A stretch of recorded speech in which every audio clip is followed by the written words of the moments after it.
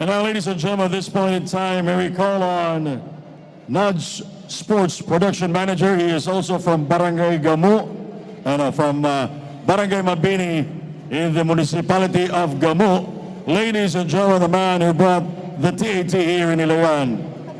Please welcome, ladies and gentlemen, Mr. Nori Uy.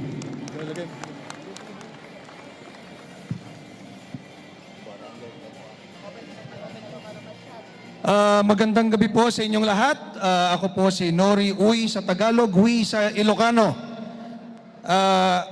In behalf of Nudge Productions and the Asian Tournament at buong organizing team, taos puso po kami nagpapasalamat sa City Government of Ilagan sa mainit na pagtanggap, buong suporta sa pag-host ng the Asian Tournament. To our honorable city officials, salamat po. Mayor J, Vice Mayor JV, Board Member EJ, kay Sir Ricky, si Geo din, kung nandyan si Geo, salamat ng marami.